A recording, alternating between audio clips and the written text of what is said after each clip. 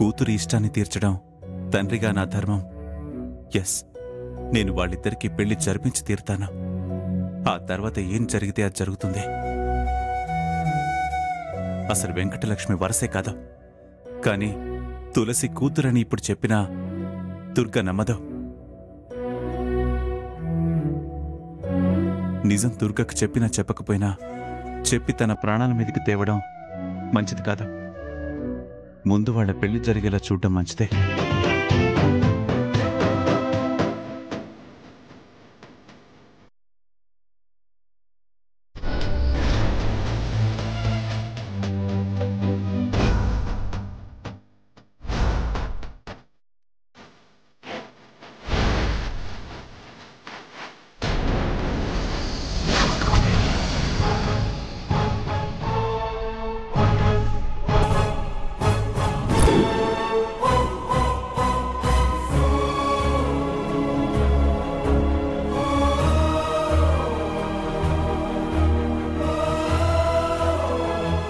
ఏంటో నాకు కంగారుగా ఉంది. ఆదిత్యం తీసుకొస్తానని వెళ్ళిన మావయ్య కూడా ఇప్పటి వరకు తిరిగి రాలేదు. ఆ దాక్షాయిని బావను వదిలిందో లేదో. ఈసారైనా నా పెళ్లి బావతో జరుగుతుందో లేదో. నాకు చాలా భయంగా ఉంది అత్తయ్య. కన్న కొడుకు కనిపించడం లేదని నేను కంగారు పడుతుంటే పెళ్లి పెళ్లి అని మధ్యలో నువ్వొకదానివి. కాస్త నీ నస ఆపుతావా? అదేంటి దుర్గా అలా అంటావు? అది కోరుకునేది ఆదిత్యకు మేలు జరగాలనే కదా. చిన్న పిల్ల ఆదిత్య తిరిగి వస్తే దాని పెళ్ళి అవుతుందని దాని ఆశ. దానికి మాట్లాడడం రాదే, వదిలే. నాకు ధైర్యం చెప్పి ఆయన వెళ్లారు కదా పిన్ని. ఆదిత్యం తీసుకొస్తారని హామీ ఇచ్చారు కదా. వాడు లేకుండా ఎందుకొస్తారు? ఖచ్చితంగా ఆదిత్యని వెంట పెట్టుకునే వస్తారు. నేను కూడా రాజీనామా చేస్తానన్నా ఆయన కూడా అదే సలహా ఇచ్చారు. ఇంకెందుకు భయం? నేను రాజీనామా ఇచ్చాక వాణ్ణి వదలకుండా ఏం చేసుకుంటున్నది?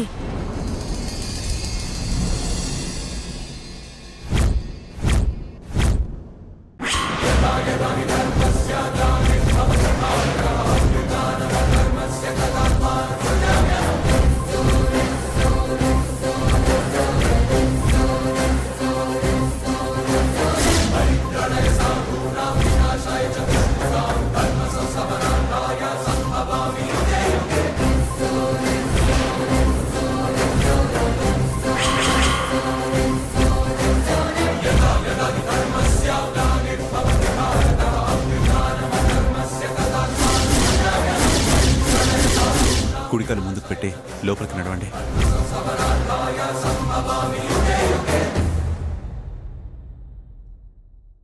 ఆగండి, ఆగండి,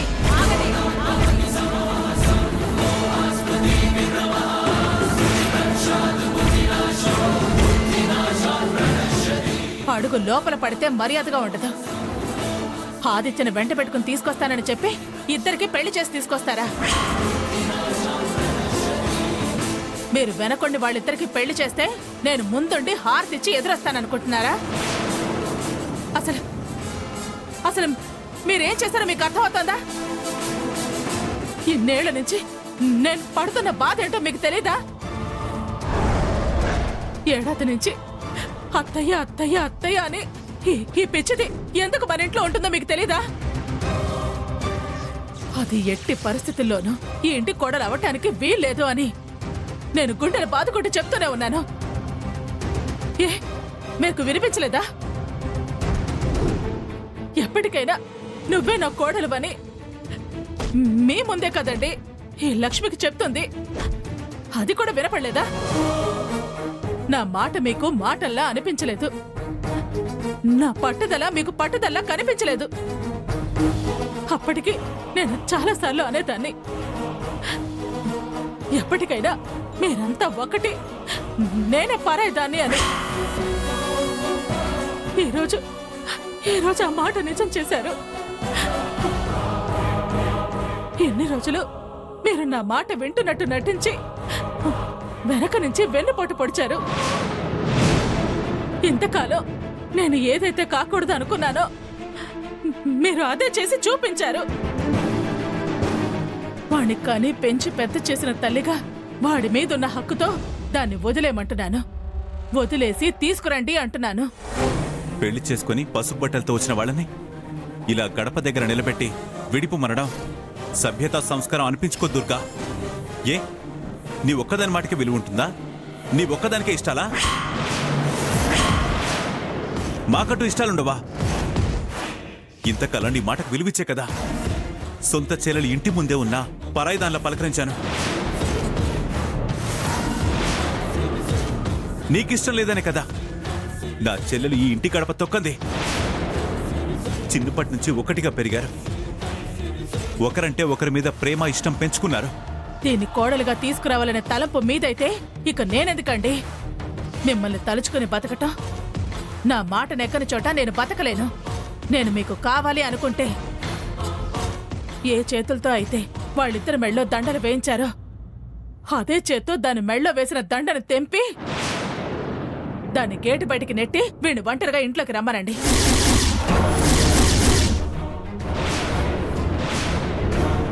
ఏం మాట్లాడుతున్నావు దుర్గా? నేను మాట్లాడేది కరెక్టే. చిన్నప్పుడు వేలు పట్టుకుని నడిపించిన కొడుక్కి పెద్దయ్యాక పెళ్లి చేయటం తండ్రిగా మీ బాధ్యత అని మీరు అనుకుని పెళ్లి చేశారు, అవునా? పెద్దరికంగా వీళ్ల ప్రేమను తెలుసుకుని పెళ్లి చేయవలసింది పోయి వాళ్ళని విడిపోమనడం ఎంతవరకు న్యాయం? ఏరా ఆదిత్య, వాళ్ళది రక్త సంబంధం కలుపుకోవాలని వాళ్ళ వైపే మొక్కు చూపిస్తున్నాడు. మరి నీకేమైందిరా? నేను 9 నెలలు ఇక్కడ మోసానురా. కొండల మీద ఎత్తుకుని పెంచాను. ప్రాణం పోయేంత నొప్పులను భరించి నీకు ప్రాణం పోశాను. నువ్వు దాని మెళ్ళో దండ వేసేటప్పుడు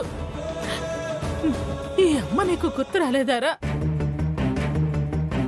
నాకు కొడుకు అనే పాసం ఉంటే నీకు అమ్మ అనే ప్రేమ లేదు. కన్న తల్లి కంటే నీకు నువ్వు కోరుకున్నదే ఎక్కువైందా?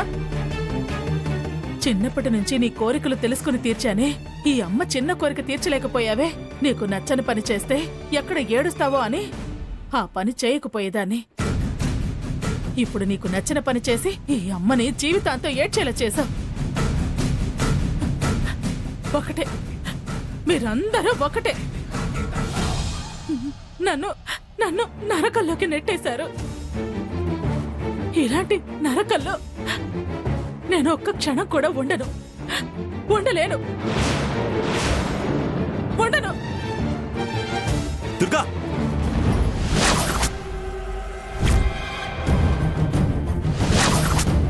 దుర్గా, దుర్గా, దుర్గా, తలుపు తీయవే. దుర్గా, అమ్మ తలుపు తీ అమ్మా. అమ్మ తలుపు తీ అమ్మా. దుర్గమ్మ తలుపు తీ. దుర్గమ్మ అక్క, అక్క తలుపు తీ. దుర్గా, అమ్మ దుర్గా. అత్తయ్య తలుపు తీ. అత్తయ్య దుర్గా తలుపు తీ. దుర్గక్క, దుర్గా తలుపు తీ.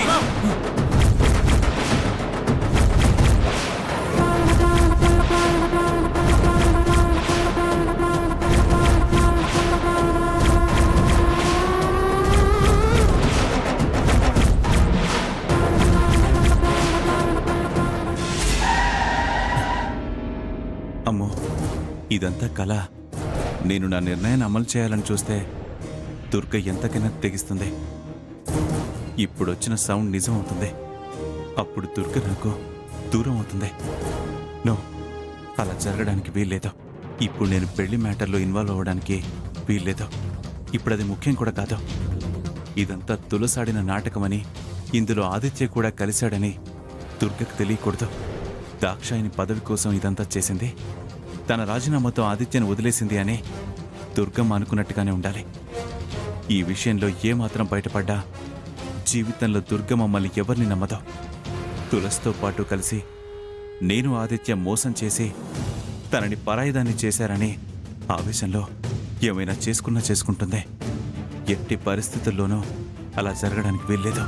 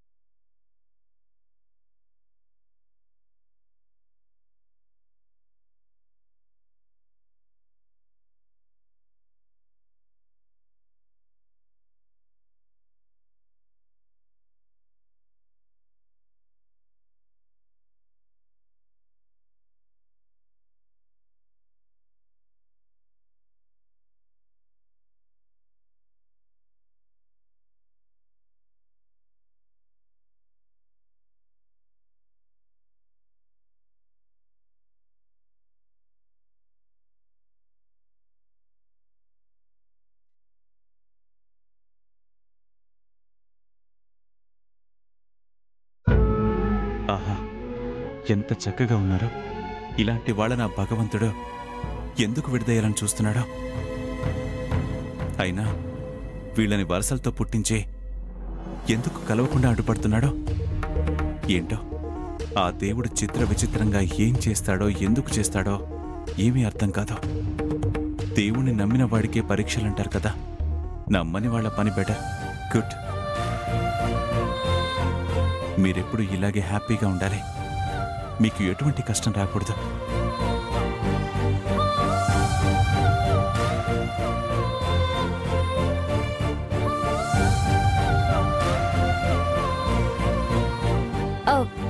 రే, నన్ను గట్టిగా లాగి పెట్టి చెంప మీద ఒకటి కొట్రా. ఏంటి తులసి, ఏం చేస్తున్నావు? మీరు ఒక్క నిమిషం ఆగండి దాక్షాణి గారు. రే, నువ్వు కొట్రా. నేను కొట్టను. చెప్పేది వినరా, ముందు నన్ను కొట్టు. అసలు నేను కొట్టలేనే, నా వల్ల కాదు. నీ మీద ఈగ వాళ్తేనే తట్టుకోలేను, అలాంటిది నేను నిన్ను కొట్టడం నా వల్ల కాదే. ఏమి కాదురా, ఈ ఒక్కసారికి రా, కొట్టు. ప్లీజ్ తులసి, ఎందుకలా నన్ను బలవంత పెట్టుకో. ప్లీజ్ తులసి, దయచేసి నన్ను వదిలే.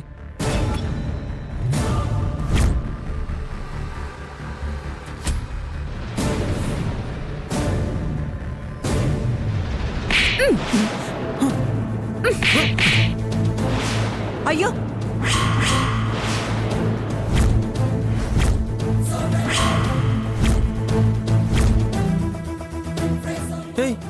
నీ మీద చెయ్యెత్తడానికి వెనక ముందు అవుతున్నాను, అలాంటిది బావానే గౌరవం కూడా లేకుండా నన్నే కొడతావా? ఎంత పొగరే నీకు! నిన్ను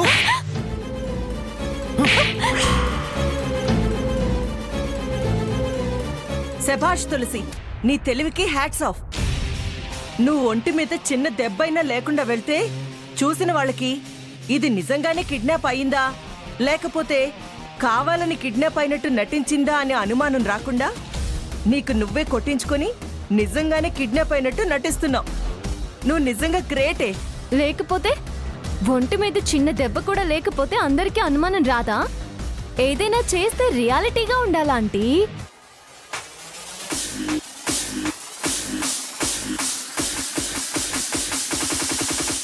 అయ్యో, ఏంట్రా అలా చూస్తున్నావు? నిన్ను రెచ్చగొడితే గాని నువ్వు రెచ్చిపోవని నాకు బాగా తెలుసు. అందుకే నిన్ను కొట్టి నన్ను కొట్టించుకున్నాను. ఏంట్రా, కోపంగా ఉందా?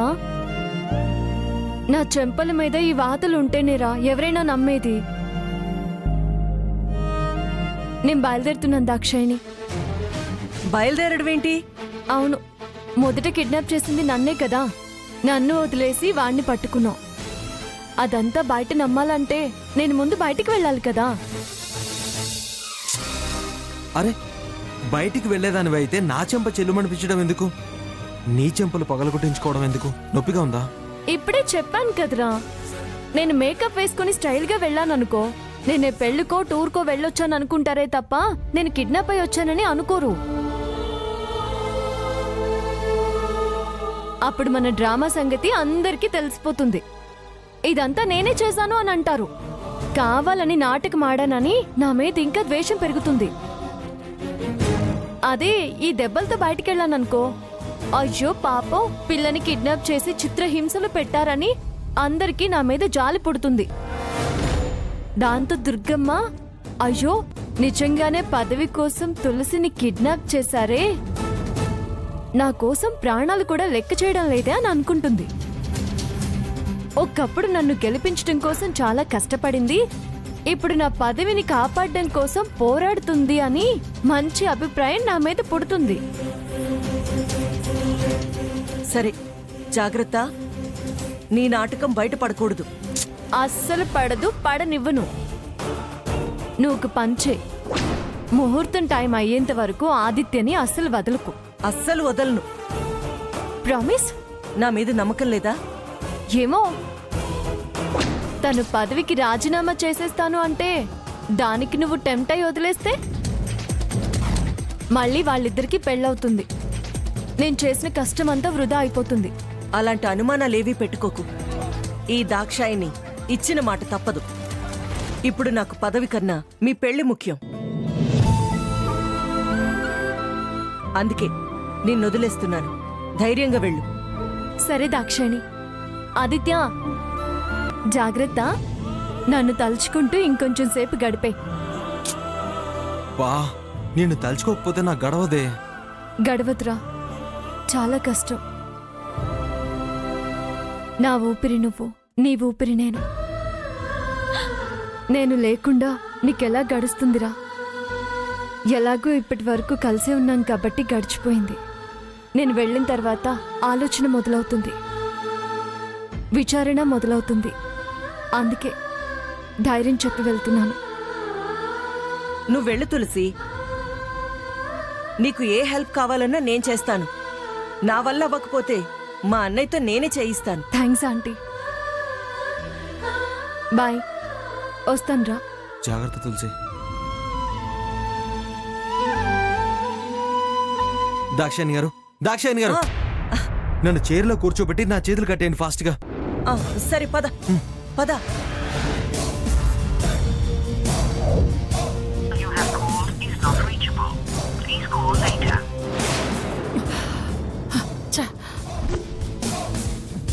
ఆ దాక్షాయిని ఫోన్ రింగ్ అయ్యి లిఫ్ట్ చేసే వరకు ఒక్క క్షణం కూడా గ్యాప్ లేకుండా ఫోన్ చేస్తూనే ఉంటాను. ఆదిత్య రావాలి, ఈ పెళ్లి జరగాలి.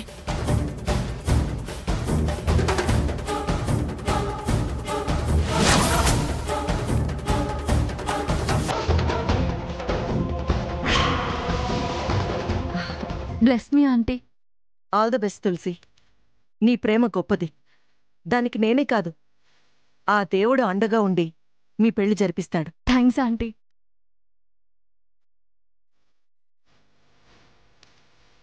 మంచి ముహూర్తంలో పెళ్లి చేసుకోవాలి. నా దీవెనలెప్పుడు మీకుంటాయి.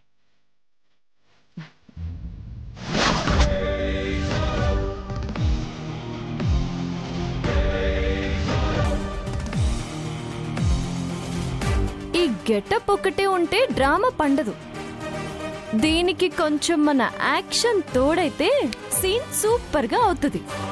కాబట్టి ఇప్పుడు మన టాలెంట్ మొత్తం వాడి డ్రామాని పండిస్తాను. ఎలా నన్ను నమ్మరో చూస్తాను. ఆదిత్యకి వెంకటలక్ష్మికి పెళ్లి చేద్దాం అనుకుంటున్నావా దుర్గమ్మ?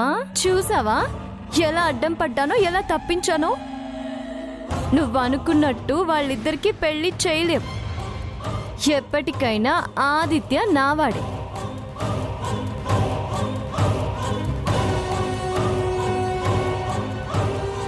ఆపండి, ఈ పెళ్ళి ఆపండి. దుర్గమ్మ, ఆదిత్యకి పెళ్ళంటూ జరిగితే నాతోనే జరగాలి. ఎట్టి పరిస్థితుల్లోనూ వెంకటలక్ష్మితో జరగడానికి వీల్లేదు.